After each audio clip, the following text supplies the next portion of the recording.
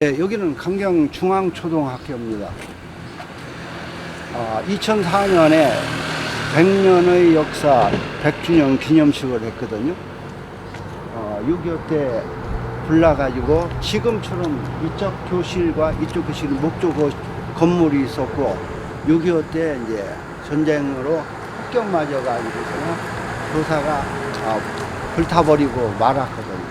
그 후에 미국의 원조를 받아가지고 다시 이제 목조 건물로 세워졌다가, 그 다음에 목조 건물도 올해 50년이 넘어갔기 때문에 이제 이렇게 벽돌로 이렇게 졌습니다. 지금 우리가 들은 이 길은 원래가 교문이 아니고 후문이었었거든요.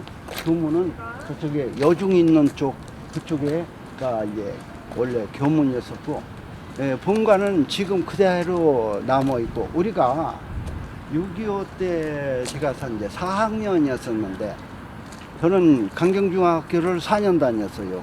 여기 이제 교실이 없기 때문에 강경중학교 교실이 비어서 거기에서 1년 다니고, 또 5학년 때는 저쪽에 강경상고에 가서 또 1년 다니고, 그래서 강경중학교를 4년, 강경상고를 4년, 그렇게 해서 중고등학교를 내가 8년 동안 다닌 사람입니다.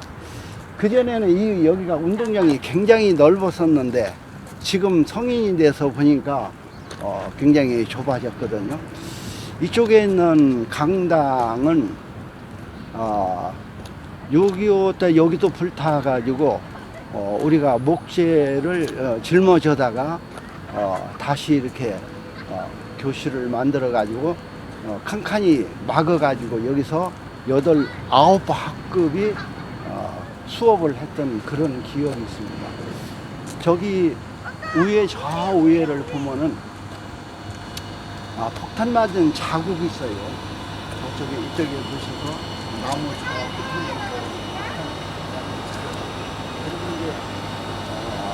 이 창문은 일본식이라서 위에로서 아래로 이렇게 내리게 되어 있거든요. 이러한 것은 미국에서 인디안들이 습격 왔을 때 그 위에서 내려서 얼굴을 이렇게 디밀었을 때 목을 치는 그러한 것을 미국에서 많이 유행했었다고 해서, 그게 이제 일본을 거쳐서 이제 한국에 들어와서 지금도 문이 저렇게 그전 모양으로 저렇게 이제 만들었거든요. 여기에 보면은 탄환 자국이 이렇게 여러 가지 있는데, 저게 6.25 때 기관총 탄환 자국이거든요. 그래서 여기에서 유심히 볼 것은 저 환기구멍인데, 환기구멍이 일본 애들은 그냥 보통 만드는 것이 아니라 걔네들은 어떤 뜻을 두고 만들었거든요. 저 환기구멍의 벽돌을 다듬어 가지고서나 저게 16개 우길청청기의 그 햇살 모양을 저기다가 나타낸 것입니다. 그래서 참 일본 애들은 참 무섭다, 그런 생각이 들어갈 정도로 환기구멍이 2개가 있는데, 그러한 우길청청기를 뜻한다고 그렇게 생각하시면 되겠습니다. 여기서 2004년에 100주년 기념식을 기념식 비를 한번 이렇게 이쪽으로 와서 보시고, 여기 2005년 4월 3일 날 100주년 기념식에서 회장이 그때 노무현 대통령 때 비서실장 하던 김우식 씨가 42회, 저는 45회거든요. 이 강당에서 그 전에 보면은, 사진을 보면은 목공 가지고 검도를 이렇게 하고 있었거든요. 그런 사진을 보았을 때 일본아들이 우리 초등학교도, 그때는 국민학교죠, 국민학교 학생들도 군모를 쓰고 군복을 입히고 각반을 세고서 전쟁의 제일 앞제비로 희생조로 우리 국민을 그렇게 양성을 했다는 것입니다. 초등은 10%밖에 교육을 받지를 못했어요. 초등 들어갈 때 입학 시험을 봤어요. 뭐냐면 구들 시험을 봤는데, 뭐냐 하면은 아버지 이름이 뭐냐, 재산이 얼마나 있느냐. 왜 그러냐면 그때 월사금을 냈거든요. 그래서 가르치지, 배우지 않아야 걔네들이 우리를 마음대로 부려먹을 수 있기 때문에, 글을 알으면 책을 읽고, 책을 읽으면은 이치를 깨달아서 들고 일어난다는 것입니다. 이 초동도 우리가 교육을 못 받아서 10%밖에 교육을 못 받고, 우리 고종이 학교를 세웠을 때는 6년제 했었어요. 근데 일본 애들이 들어와가지고서나 4년제로 줄여버리고 보통학교, 소학교 이렇게 이름을 지었거든요. 이 강당을 봤을 때 일본식이지만은 우리가 다시 한번 일제강점기 시대에, 어떤 분은 일제강점기를 대일항쟁기라고 그렇게 이제 표현했으면 좋겠다고 그렇게 얘기해야 돼요. 그 얘기도 참 맞습니다. 일본이 우리를 한국 시민화하기 위해서 얼마나 노력했나, 이 강당을 보면은 알 수 있겠습니다. 이 돌은 교문이 여기 요종 앞에 있었거든요. 그 교문의 머릿돌입니다. 여기 하나 있고 저기 하나 있는데 그 머릿돌만 남아가지고 여기에다가 이렇게 갖다 놔. 교무실 현관 앞에 있었던 이러한 기념비, 교육헌장 이런 것을 이쪽에다가 전부 한쪽으로 이렇게 정리를 해놨구만요. 여기에서 아까 말씀드린 것처럼 저 위에 한안 작곡을 많이 볼 수가 있는데, 저게 6.25 때 기관총 탄환 작곡을 맞은 자리입니다. 왜 그러냐면은 여기에 미군이 주둔하고 있었거든요. 제가 4학년 때 여기를 오면은 할로 그렇게 하면은 껌 같은 거 하나씩 얻어먹고 그랬는데, 여기에 운동장에 미군이 주둔하고 있었기 때문에, 그 전에, 왜냐하면은 여기 북계군 육사단이 여기를 통과하기 때문에 강경의 전장터였기 때문에 이 강당도 그때 총탄을 많이 맞은 그런 자국이 남아 있습니다.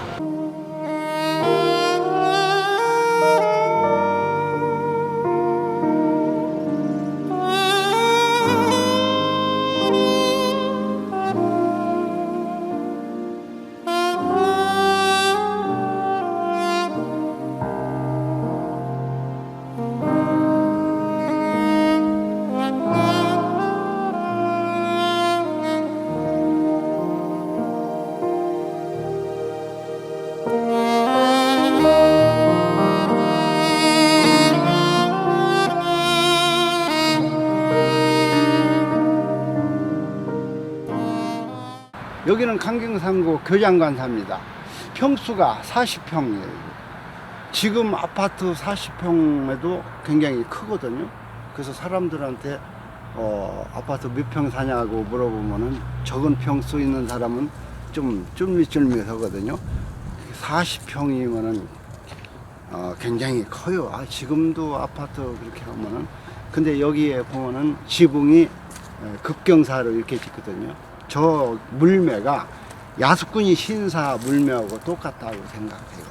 그 야수꾼 신사는 어떤 거냐 하면은 우리나라의 서울의 현충원, 대전 현충원, 또 임실의 현충원에 있는 것처럼 걔네들도 신사 참배를 하는데, 우리가 그걸 반대하는 이유는 뭐냐면은 거기에서 태평양 전쟁에 전쟁 범죄자가 13명이 거기에 들어가 있거든요. 그놈을 빼내고 하라는 얘기예요. 그 13명 중에 아베 에아라비도 들어가 있거든요. 또한 우리나라 사람들도 한 2만 명이 그 합사가 돼 있어요.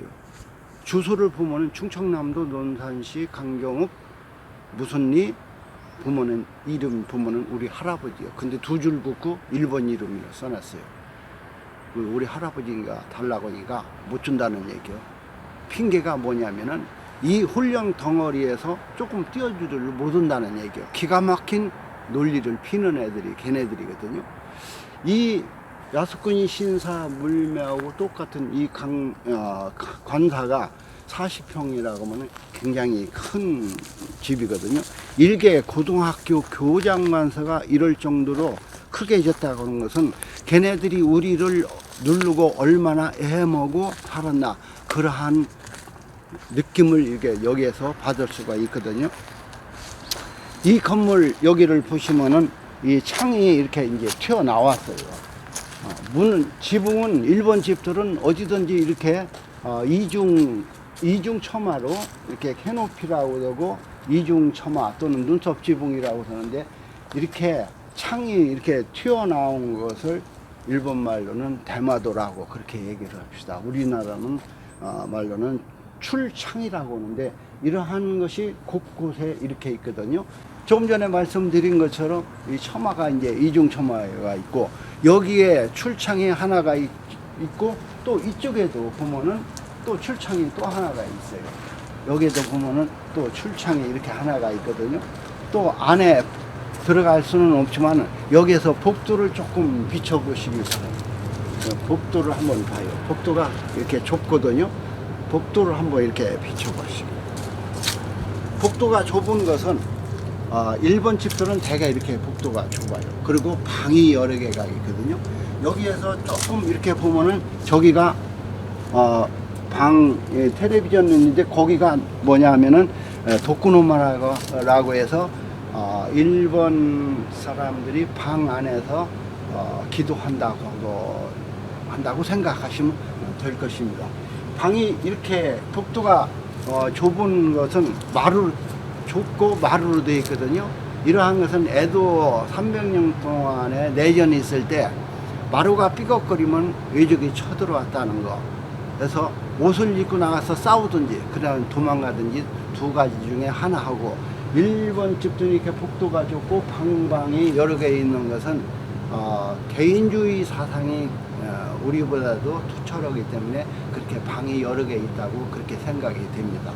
이쪽으로 돌아오시면은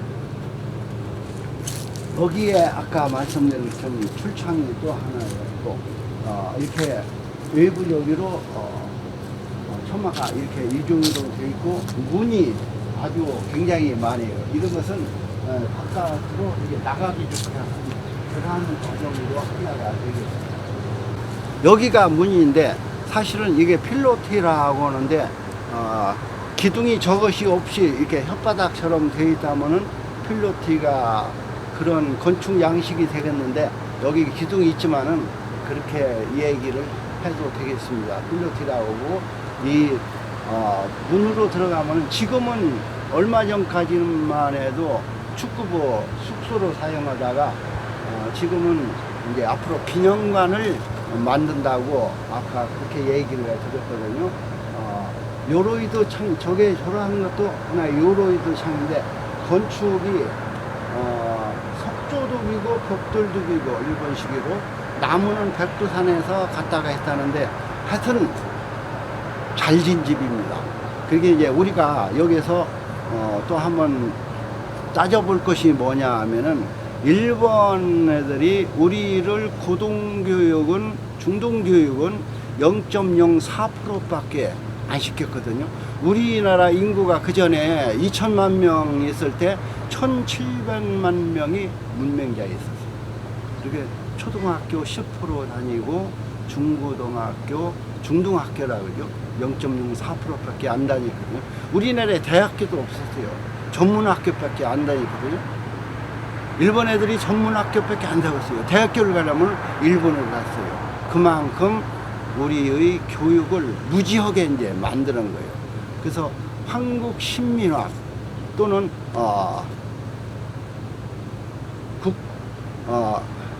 내선일체, 국채 명징 이러한 것들을 얘기는 통틀어서 하여튼 일본화가 우리 민족을 창씨개명 이런 걸 모든 것을 해가지고서나 일본화 시키는 것이 걔네들이 우리 교육의 목적이 있었죠. 안 가르치고 무지하게 만들고 일본의 앞잡이 노릇 할 수 있는 쫄병 노릇 할 수 있는 그러한 민족으로 무지한 민족으로 만드는 것이 일본의 정책이었기 때문에 교문에서 일장기 딱 이렇게 걸쳐놓고 선생님은 칼차고 학생들을 맞이했을 때 얼마나 위압감 있게 억압하면서 우리를 교육을 시켰나 이러한 것을 생각할 때 참 나라를 잃으면 안 되겠다고 하는 그러한 생각을 우리 국민들이 철저하게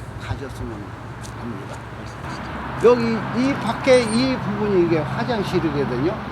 우리는 보통 화장실이 밖에 있는데 일본 관사들은 화장실도 이 내부에 있어서 그 실내에서 모든 것을 이루어지게 만들어서 현대식으로 이렇게 만들었다 하는 거.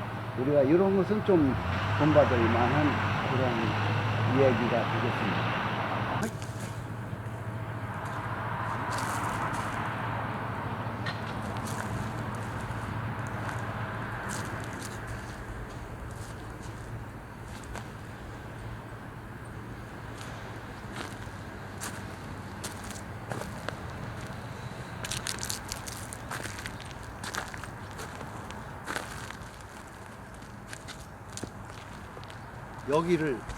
여기를 조금 찍으실까요? 저기로 오시면은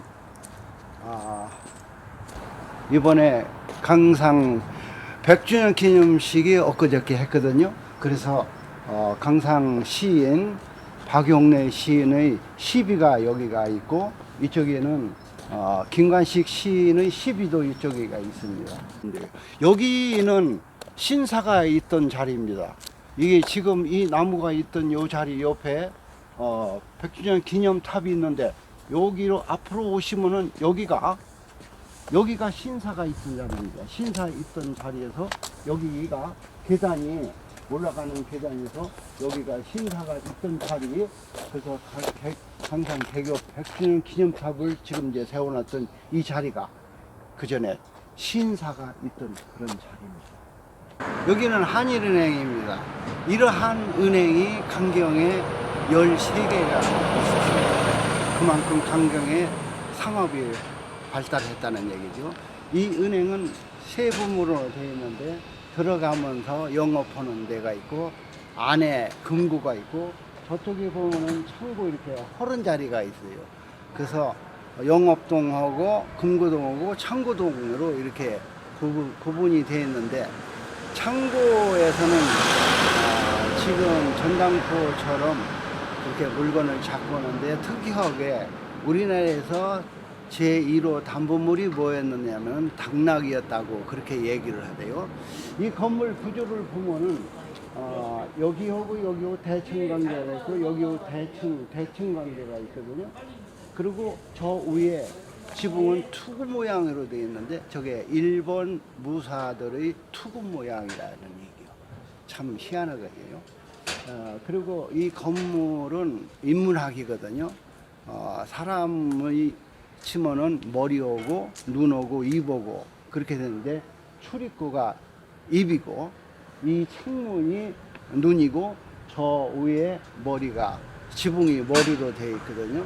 그 창문이 이렇게 위에서 아래로 이렇게 기른 것은 햇빛이 많이 들어가게 이렇게 구조가 그렇게 되어 있어요. 이 벽돌을 누가 쌓았느냐면 중국 애들이 다 쌓았는데, 그 일꾼들을 뭐라 하냐면 뿔이라고 했거든요. 지진에서 가장 강한 것이 우리 한식집이라요. 그리고 이러한 건축물들은 지진에 참 취약하다고 그렇게 얘기를 합니다. 한식은 기둥이 움직이기 때문에 덜 피해를 보는데, 그 대신 건축비가 이제 많이 들어가고요. 여기에서 이 은행은 자본금 40만으로 시작됐다고 그렇게 그리고 한국경제시점 저 문구가 있기 때문에 이제 은행이 여러 가지 바꿨지만은 저걸 따가지고 한일은행 경경지점이라고 그렇게 얘기했습니다.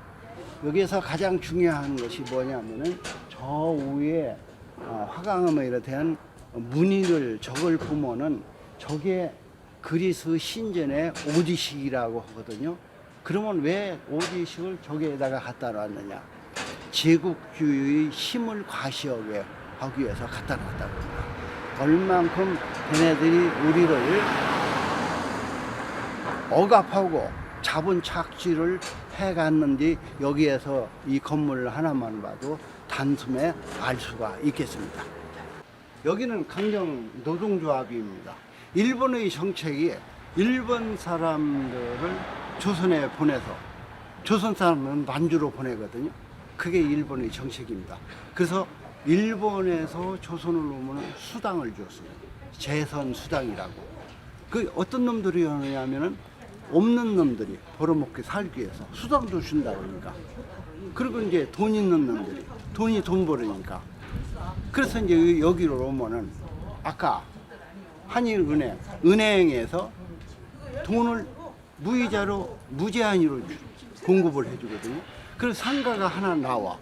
그러면은 100원짜리 상가가 나오면은 150원 주고 사. 돈은 여기서 무제한으로 주니까. 그리고 세를 놔주면은 50원 받던 것을 20원만 받거든요.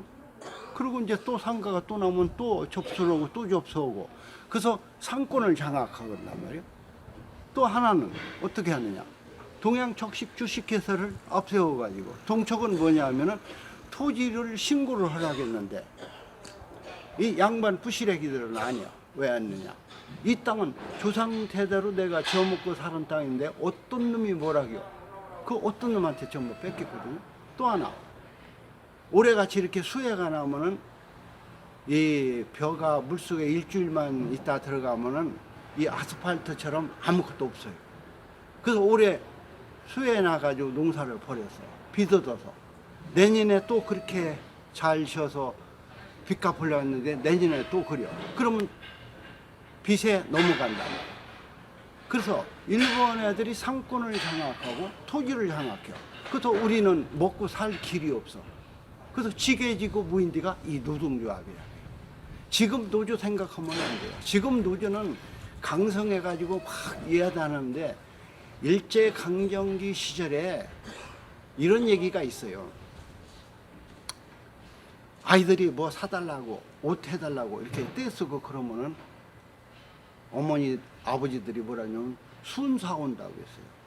일본 아이들이 우리를 얼만큼 못 살게 굴었으면은 그런 얘기까지 나오겠느냐. 순사라고 하는 건 어떤 놈이냐면 입법, 사법, 행정권을 가지고 있는 거예요. 총독도 입법, 사법, 행정권을 가지고 있는 거예요.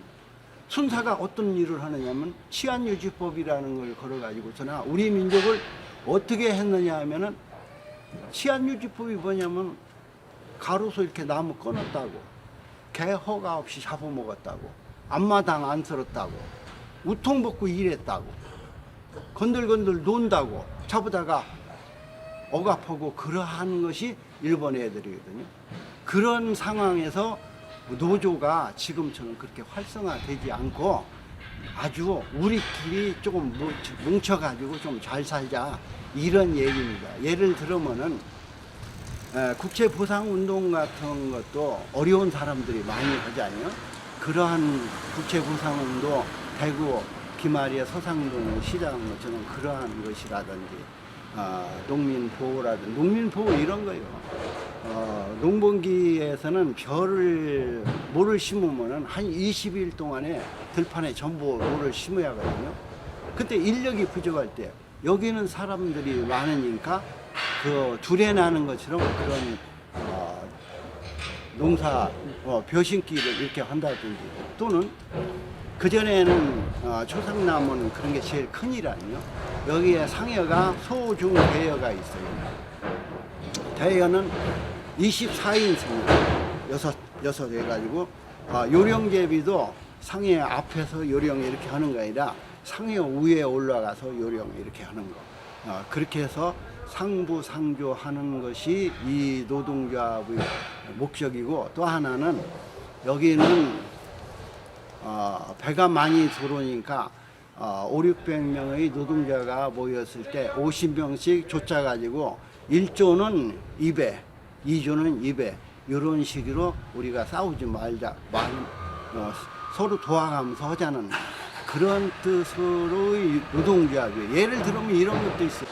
노루가 길에 가다가 탁 쓰러졌다고요. 그러면 하늘 날짐승도 먹으려고 달려들고 여기 개댕기는 개미도 달려든단 말이에요. 그런 것처럼 우리가 일거리가 하나 떨어졌으면은 나도 먹고 살아야겠다 이렇게 하지 말고 우리끼리 협의해가지고 우리끼리 도와가면서 살자고 하는 데가 이 노동조합입니다. 노동조합이 원래는 2층 건물이었는데 우리가 50년도 60년도 어렵게 살 때 기아지붕은 한번 비가 새거나 그러면은 잡들 못해요. 그리고 어려운 그 시절에 위에 2층만 이렇게 싹 없애버리고 지금 단층으로 되어 있는데 주춧돌하고 저기에 나무 검정이로 서 있는 나무들은 옛날 그 나무 그대로거든요. 그리고 저기 쇠붙이가 이렇게 했는데 저런 격자 모양으로 되어 있는 것은 꺽쇠라고 그러거든요. 못을 사용하지 않고 맞춰 가지고 오면서 이 집을 보호하기 위해서 꺽쇠를 이렇게 사용했거든요. 그리고 지금 우리가 여기 서 있는 이 길은 강이었었어요. 강에서 저 안에 들어가서 사진을 보면은 이짝 건너에서 저쪽 건물을 찍었기 때문에 그 사진이 지금 남아 있거든요. 그래서 배의 난간이 있고 2층 건물로 되어 있고 그 다음에 그 옛날 그 지도를 보면은 강정 시내에 이렇게 강이 꾸불탕꾸불탕 돼서 이 건물 앞에 여기가 강이었었다고는 지도도 이렇게 나와 있습니다. 건물을 보면은 아래층은 일본식 창이고 2층은 한식문으로 되어 있어요. 그래서 한식문을 뭐라고 하냐면 복합 장지문이라서 이렇게 합해 가지고 등골쇠에다가 이렇게 거는 거. 그리고 조선의 집들은 기와집들은 되게 이제 끄트머리가 이렇게 올라가 있는데 용마루고 내리마루고 추녀마루가 이렇게 올라가 있거든요. 올라가 있는 것은 우리 민족은 하늘을 공경하는 그런 민족에서 이렇게 기와집의 끄트머리가 이렇게 올라가거든요.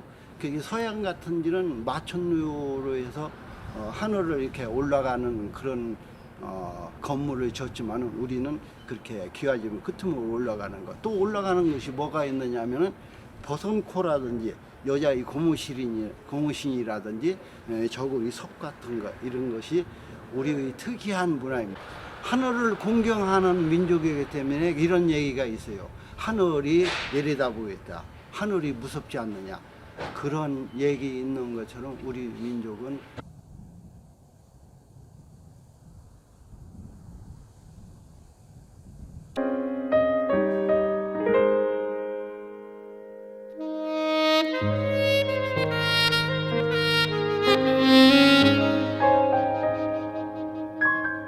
여기는 미네다리입니다. 미네라고 하는 것은 물을 얘기하거든요. 물하고 용하고 같은 맥락입니다.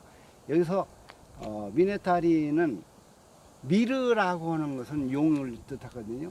그래서 이 장대석과 홍해석 이쪽으로 와 보시면은 저 위에 길은 돌이 장대석이고 여기 아치형이 이렇게 쌓인 돌이 이게 홍해석인데 하나, 둘, 세 개가 있는데 가운데 것이 좀 크고 요 앞에 것이 그 다음이고 저 끝머리 것이 조금 적어요. 거의 비슷비슷한데 그리고 저 끝머리는 바위가 있어 가지고 이 다리를 조암교라고도 그렇게 이름을 지기도 했습니다. 영조 7년 1731년에 이 다리를 조성했는데 이 다리는 이제 여산 사람하고 은진 사람하고 강경 사람들이 민간인들이 돈을 내서 지었다고 하는 그것이 특이하고 여기 보면은 용머리가 이게 전부 이게 용머리인데 지금 훼손이 되고 없어져서 저쪽 뒤에 가보면 용머리가 2개 있습니다. 그리고 저 가운데에 쐐기돌이라고 그렇게 얘기합니다. 이게 다른데 전남 광주 전남 승주군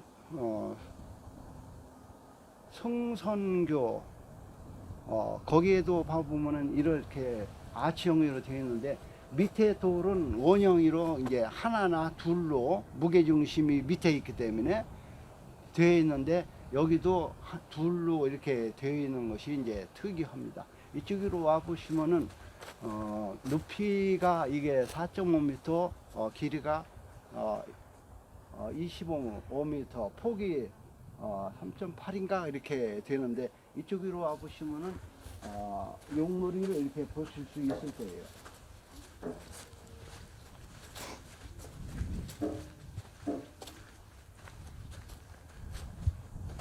여기에서 보셔서 이게 쐐기돌이고 용머리가 이제 2개가 여기 오고 여기 오고 있는데 어떤 분은 호랑이 얼굴이라고도 얘기를 하고 또 도찰문이라고 하는 것이 있거든요. 이것도 역시 마찬가지로 벽사의 역할을 해서 귀신을 나쁜 것을 이렇게 쫓는 것을 얘기를 하는데, 용은 물하고 관계이기 때문에 호랑이는 물을 싫어하기 때문에 안 하거든요. 그래서 용은 물하고 관계되는데, 서양은 용을 별로 싫어하는 그런 상황이고, 우리 동양에서는 용이 물하고 관계돼서 농사에 관계가 되기 때문에 굉장히 중요하게 그렇게 여겨지고 있습니다. 이 도찰문이나 또는 어떤 분은 그렇게 얘기도 할 수 있는데, 여기는 제가 봤을 때는 용으로 보여야 한다고 그렇게 생각합니다. 이 용이 여기를 쳐다보고 있는데, 이것은 무슨 뜻이냐면은 벽사의 역할을 한다고 생각합니다. 벽사의 역할이라는 것은 나쁜 것은 여기에 두르지 말라고 그렇게 이야기를 합니다. 용하고 임금하고는 이게 이꼬로가 돼요. 왜냐하면은 얼굴을 용안이라고 하고 용포라고 용자라고 하고 그렇게 하잖아요. 그래서